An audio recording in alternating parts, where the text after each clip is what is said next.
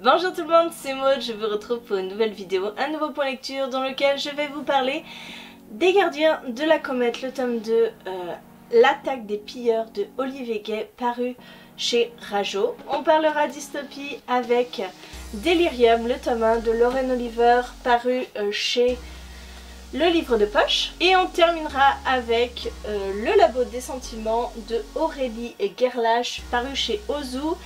Et quand je vous dis paru, c'est à paraître le 21 février si la date n'a pas encore été repoussée.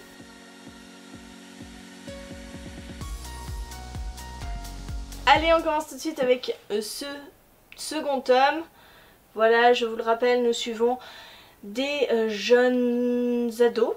Oui, des ados, 4 en particulier, qui vont découvrir un jour l'arrivée d'une comète. Ils vont se rendre sur le lieu où cette comète est tombée et ils vont faire une curieuse rencontre, une rencontre qui va bouleverser leur vie puisqu'ils vont se voir dotés de pouvoirs pour protéger cette fameuse chose tombée de la comète. Voilà, j'ai pas trop envie de vous en dire parce que le premier tome est tout aussi court, ça fait 120 pages, c'est vraiment pour du 8-12 ans, même avant, oui 8, ouais, 7 ans, je pense qu'à 7 ans quand on lit bien, c'est facile à lire. C'est très simple, il y a beaucoup de dialogues, il y a des illustrations. Je vous recommande vraiment cette saga parce qu'elle est très cool. Le premier tome était assez introductif. Ce second tome est plein d'action. J'ai beaucoup aimé parce que ça ne s'arrête jamais. Ce que j'aime beaucoup dans cette saga, c'est que les jeunes restent des jeunes.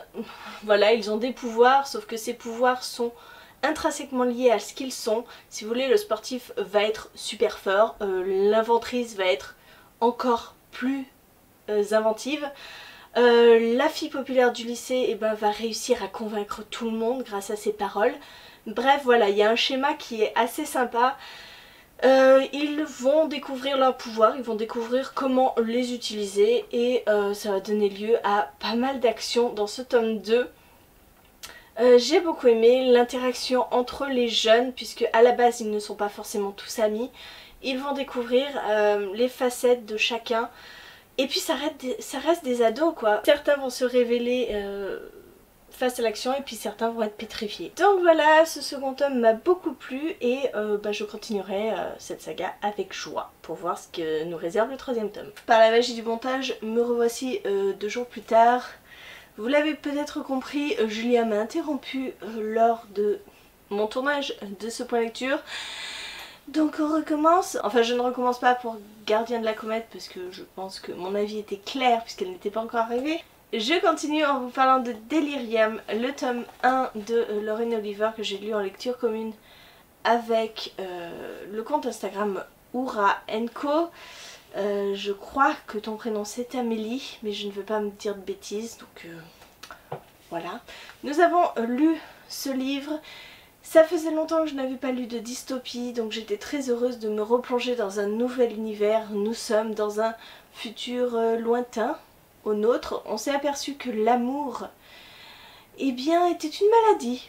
Que finalement, tomber amoureux, etc. engendrait des symptômes. Ces symptômes engendraient de graves conséquences, dont la mort. Voilà, l'amour est une maladie mortelle. Et donc dans cet univers-ci, ils ont pris des mesures drastiques. À partir de 18 ans, toutes les personnes sont immunisées contre l'amour. Il y a un traitement que l'on reçoit et à partir de là, eh bien l'amour c'est fini, les sentiments c'est fini, tout ça c'est terminé. Et donc nous suivons Lena qui va avoir 18 ans, elle compte les jours jusqu'à son traitement puisque elle a une histoire un petit peu particulière. Sa mère a reçu le traitement 3 fois sans que ça ne fonctionne, elle a fini par mourir. Bref, voilà, elle a une relation un petit peu particulière. Elle veut surtout pas finir comme sa mère, donc Lena attend avec impatience son immunisation, on va dire. Sauf que, entre temps, elle va rencontrer un beau garçon. Et voilà, vous vous doutez bien qu'il va y avoir pas mal de bouleversements dans sa vie. Voilà, c'est une dystopie assez classique. On nous présente des personnages qui croient dur comme fer dans le système et ils vont s'apercevoir que le système est corrompu, qu'on leur cache des choses, que tout ce qui paraît n'est pas forcément ce qui est vrai. Il y a une histoire aussi de rébellion, un petit peu comme dans toutes les dystopies. Franchement, Elle date un petit peu en plus celle-ci. Je pense qu'elle est sortie à l'époque où il y avait vraiment toutes ces dystopies en vogue avec les Hunger Games, les Divergentes, etc. Je veux pas vous dire de bêtises, mais ça date de 2011. Et ma foi, j'ai beaucoup aimé, ça se lit très vite, ça se lit très bien. On voit venir les choses, hein, forcément, il n'y a pas grand chose d'original. On voit venir la romance, on voit venir tous les problèmes qui vont se créer à cause de ça. Donc voilà, pas de grosse surprise. Peut-être la fin. Voilà, les dernières pages m'ont quand même fait un petit pincement au cœur. Donc ouais, c'était plutôt bien joué. C'est une fin de tome qui donne envie d'enchaîner, hein, forcément. Donc moi j'ai bien aimé cette dystopie. Voilà, elle vous apportera rien de plus que les milliers d'autres dystopies qui existent. Mais j'ai passé un agréable moment. Je suivrai les aventures de Lena avec impatience dans un second tome. Et on termine avec le Labo des Sentiments, donc qui devait paraître le 7 février, qui a été repoussé au 21 et peut-être serait repoussé encore après, je ne sais pas. Pour l'instant il est toujours disponible à la vente en précommande au 21, donc on va rester sur cette date. Ici nous sommes dans un futur proche, nous allons suivre des jeunes qui intègrent la prestigieuse école de robotique Subrobotique qui se trouve en France. On va suivre ces parcours un peu particuliers, 5 jeunes qui sont complètement différents, qui viennent d'horizons complètement différents, qui ont des histoires aussi personnelles complètement différentes, et on va les suivre alors qu'ils veulent s'inscrire à un concours, un concours mondial de robots. Et voilà, il y a 2 groupes qui se créent dans cette école. On va suivre leurs aventures, leurs amitiés, leurs amours, leurs sentiments, leur haine, leurs déchirements, leurs combats. Bref, tout un tas de choses dans ce livre, et comme l'indique vraiment le titre, on est vraiment basé sur la nature humaine, sur les interactions entre ces personnages, et finalement les robots c'est plutôt une excuse à tout ça, un contexte. C'est ce que j'ai un peu regretté, parce que finalement on peut transposer ça à une école de pâtisserie, à une école de design, à une école de musique. Voilà, je pense que vous avez compris le truc. Les robots, c'est pas forcément le thème principal, même s'ils sont quand même assez présents, puisqu'il y a ce but là, ce combat de robots. Mais voilà, hein, ce qui importe c'est vraiment les interactions entre les personnages. Et oui, il y en a des interactions, on est vraiment basé là-dessus, il y a beaucoup de dialogues, on est vraiment dans une lecture jeunesse. Les personnages ont entre 17 et 20 ans il me semble, peut-être un petit peu plus. Et en fait le petit bémol que j'ai à dire c'est quand même que je ressens pas cet âge-là dans leur dialogue. J'ai plutôt l'impression qu'ils sont encore plus jeunes que ça, et ça se traduit par des dialogues qu'on essaye de faire jeunes, vous voyez.